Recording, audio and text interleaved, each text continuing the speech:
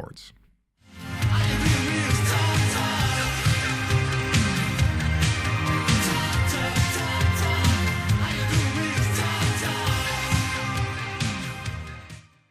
All right, here we go, the interview section of the show. And joining us now, as promised, is Charles Davis of Fox Sports. He of formerly a lot of college football, now NFL and playoff games. He seems to be everywhere. Charles, welcome. How you doing, Randy? It's good to talk with you again. Well, thank you. Yeah, I appreciate it very much. What were your general impressions on the 2018 NFL season? What should fans kind of remember this year for, do you think? Oh, boy, a few things, Randy. Number one, we got the focus back on the game instead of, so much discussion. And I don't say it was discussion that shouldn't be had or wasn't warranted. But I think for fans overall, when you have the chance to just talk ball every week, they feel better. It's just, hey, we just go to the water cooler. Did my team win? Did my team lose? How'd my fantasy guys do? The whole thing. And the ratings numbers look better. The ratings numbers were better that way. But I think the ratings numbers were better in addition because we always talk about quarterbacks and the so-called lack of quarterbacking in the league. And we had some exciting quarterback play last year. And it was the old guys that you would expect, the Bradys, the Breezes, and it was the young guys coming along, the Mahomes, the Goffs, and all in between. And offense became the key to everything in this year, didn't it, Randy? I mean, we talked offense. And then we remembered at the end of the year the defense was played as well. So I thought we had the best of all worlds this year. And again, I'm not saying any off-field discussion is not warranted because I think a lot of it is. But I think for people who love football, when you have the chance to just talk ball first, they like that better. Yeah, how ironic was it? You talk about, like that great game between the Chiefs and the Rams, 54-51. In a year that included that, and a year that included all those passing numbers and touchdowns by Mahomes and everybody else, we end the year with a 13-3 Super Bowl. Back to the future. It was like suddenly we're back at the 72 Dolphins and the Redskins in the LA Coliseum.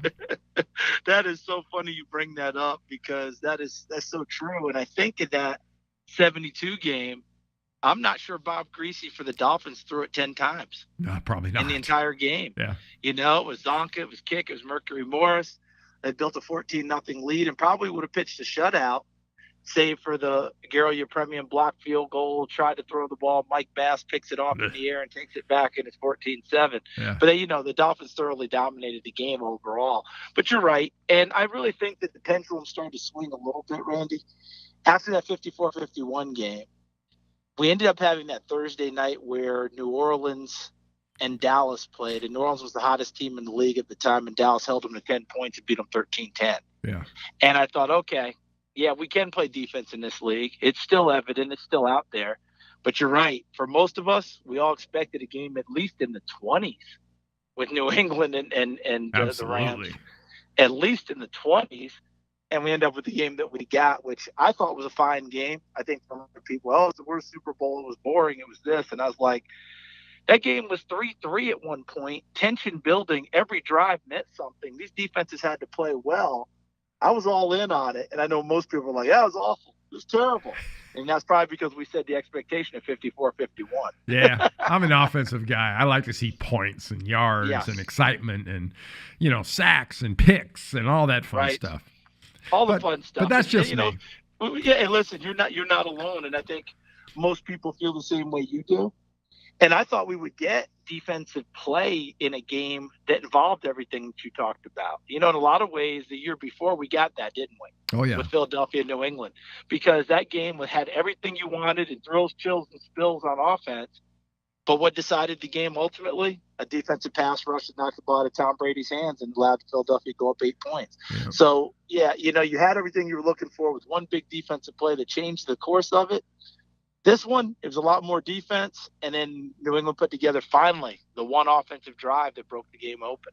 As you'd expect, and because it happens in every era, when you get a dominant team, on the opposite side of that are the fans and the people in the game that say, well, anybody but these guys. We want to see anybody win but New England. We want to see anybody win but Pittsburgh, anybody but Dallas, anybody but San Francisco. San Francisco, pick your era. It always happens that way.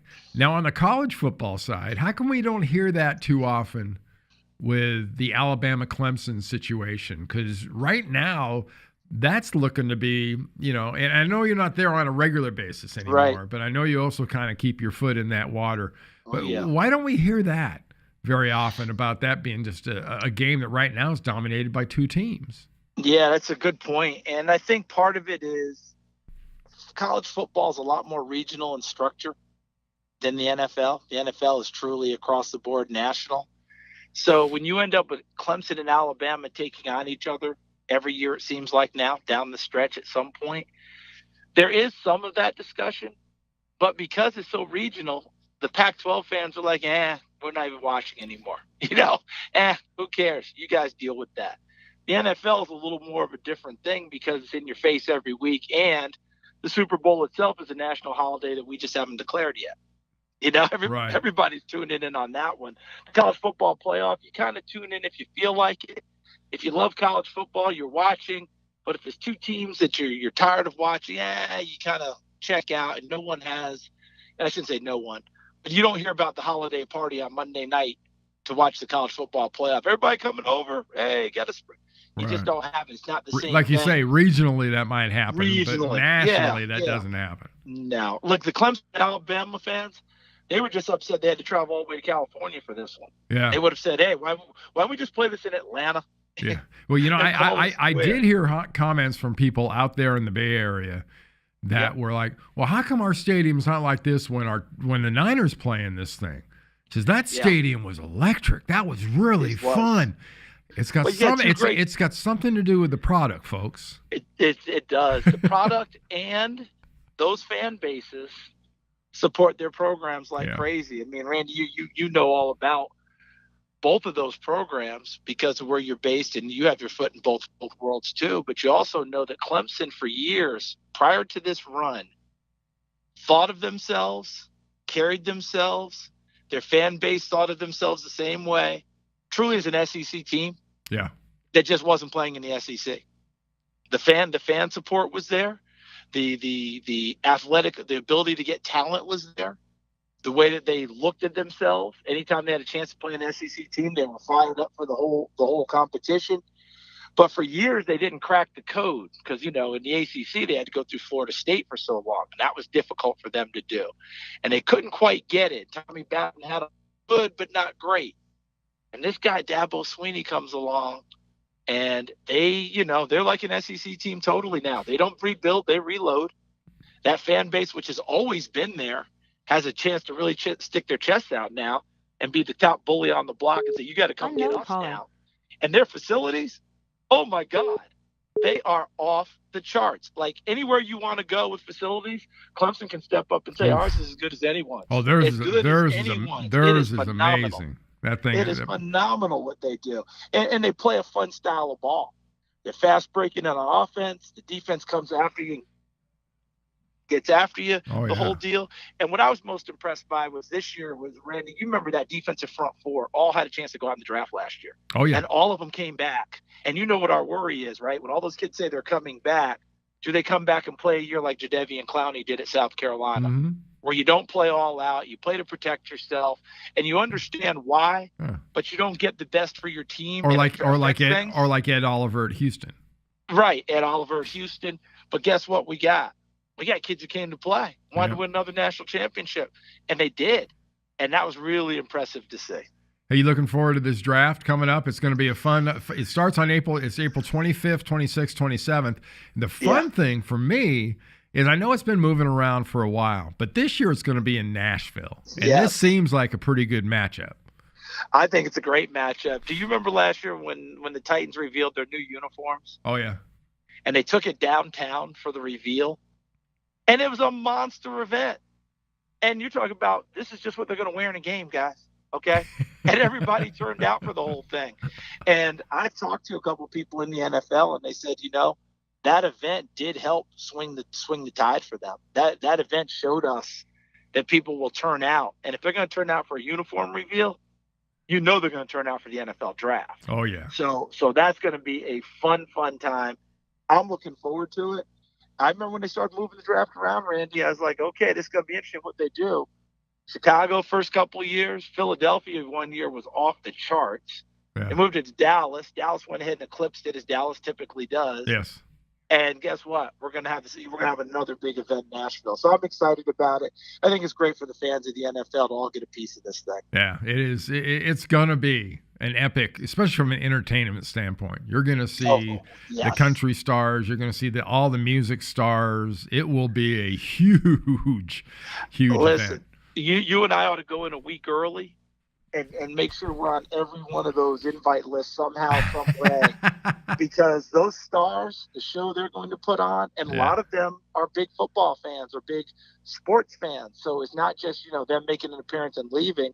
They're going to revel in it, and they take pride in the fact that Nashville's their home, and they'll be welcoming people in. So, we need to get in there and see if Tim McGraw and Faith Hill are going to put on a deal, or, is Carrie Underwood going to do something for us, and just keep rolling right on down the line, because I'm there. I want to do it. Listen, I want you and I to go to the old Ryman Auditorium. Oh, yeah. I want to go there. I want to go to the new place. I want to go to every bar and honky tonk. I want to go to all of them and see all those shows. And the good thing about that, Charles, it's just research. It is. That's all it is. It's all research, and it's part of the job. And by the way, I'll bet you Garth shows up. Oh yeah. Are you kidding me? I'll bet you he shows up, because he loves ball. So I bet you that he shows up, and he and his wife Trisha. So let's do this thing. Hey, last question for you. We found out last year that a 6 foot or maybe slightly under quarterback can be the number one pick in the draft and have a successful rookie year. Can a 5'9" quarterback replicate that coming out of the exact same program?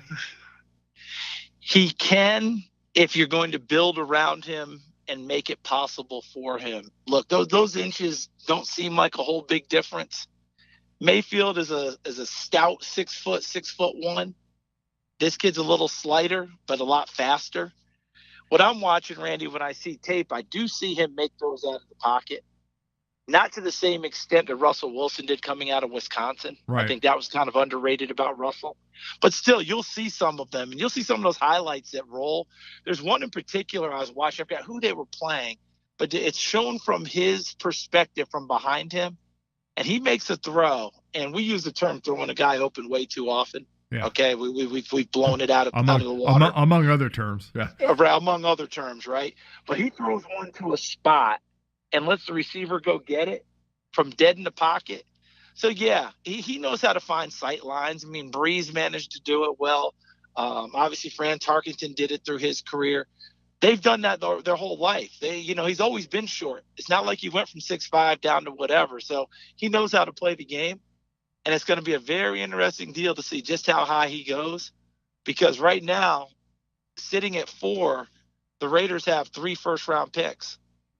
And you and I both know John Gruden and quarterbacks is a love affair that's always unrequited. Yeah. And he has the final authority on the draft. Look out. Yeah, that's true. It could very well happen. That is true.